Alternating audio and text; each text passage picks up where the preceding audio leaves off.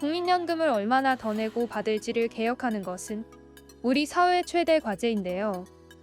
2022년 기준 65세 이상 어르신 90.4%는 11개 공적, 사적연금을 받고 있습니다.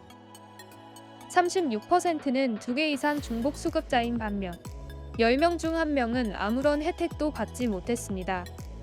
청장년층인 18에서 59세는 월 평균 31만 8천 원을 내고 있는데요. 1년 전보다 3.2% 줄었는데 5명 중 1명 꼴은 연금 사각지대에 놓여 있습니다. 양극화는 심해졌습니다. 어르신 5.4%는 연금이 200만 원 이상이지만 50%는 100만 원도 채 안 됐습니다. 집이 있으면 그나마 82만 원을 받는 반면 무주택자는 51만 원에 그쳤습니다. 연금개혁 불씨는 다시 짚어졌습니다. 국회로 공을 밀었던 정부가 세대 간 형평성에 초점을 맞춘 개혁안을 꺼내 들었습니다. 청년층은 덜 내고 노년층은 더 낼 연금 고갈 시기를 30년 이상 늦추겠다는 계산인데요. 다만 세대별 차등은 세계적으로 유례가 없는 만큼 논란과 혼란이 불가피합니다. 이번 달 여야가 한 목소리로 연금개혁 특위 구성을 외치면서 협상의 속도가 붙을지 주목됩니다.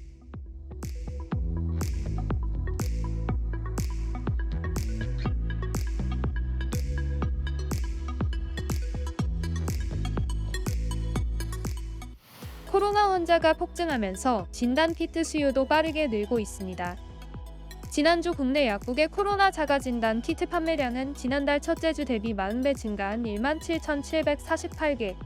키트 수요가 급증하면서 일부 약국에선 물량 확보에 차질을 빚기도 했습니다. 진단키트 업체들은 늘어난 수요에 맞춰 생산량을 늘리는 상황. 정부는 이번 달 20일 기준 국내 업체들이 키트 561만 개를 생산한 것으로 파악됐다고 밝혔습니다. 하루에 최대 28만 개를 생산한 것입니다.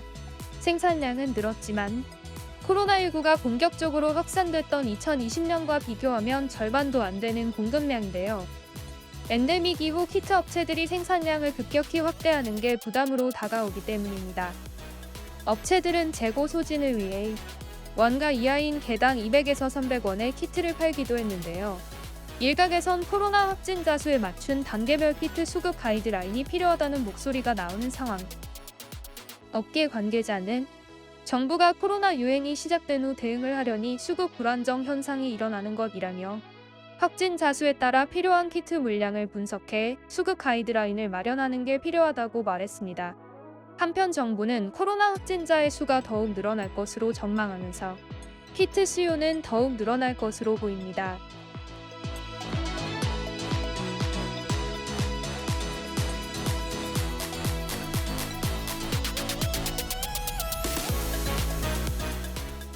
지난해 중국의 철강 수출액은 341억 달러, 2014년 최고 기록인 343억 달러에 준하고 있습니다. 중국 부동산 경기 침체로 중국 내 철강 수요가 감소하자 잉여 생산분이 해외로 밀려나며 높은 수출액을 기록한 겁니다. 이에 국내 철강업계는 중국발 공급 과잉으로 상반기 실적이 줄어들었습니다. 전문가들은 이러한 중국 경기 침체가 길어질 수 있다고 전망합니다. 국내 철강업계는 각기 다른 방법으로 자구책 마련에 나선 상황. 국내 대표 철강 기업은 단기적으로는 생산 효율화를 통해 1조 원의 원가 절감 효과를 이루고 2026년부터 광양제철소에서 전기로를 가동해 고부가 친환경 제품 판매에 나서겠다는 계획입니다. 또 다른 기업은 인도 등 신시장 공략에 나서고 있습니다. 최근 국내 철강 제품 판매 단가가 반등했지만 지속성을 장담할 수 없는 상황. 중국의 덤핑 공세를 넘어서기 위한 철강사들의 대응이 분주하기만 합니다.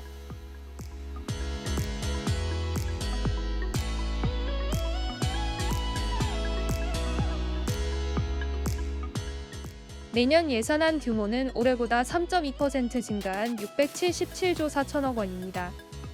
고강도 구조 조정으로 24조 원을 감축했다는 게 정부 설명인데요. 방점은 미래 성장 동력과 약자 복지에 찍혔습니다. 연구개발 R&D 예산은 29조 7천억 원으로 역대 최대로 늘렸습니다. 삭감 이전 수준을 회복해 3대 게임 체인저 기술에 3조 5천억 원이 집중 투입됩니다. 8조 5천억 원을 들여 생계급여는 역대 최대인 6.42% 인상됩니다.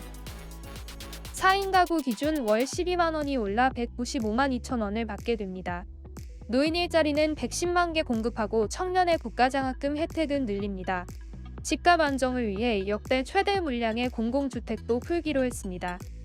5년간 건강보험과 재정 20조 원을 투입해 의료개혁도 뒷받침합니다. SOC 예산은 3.6% 줄어드는데요.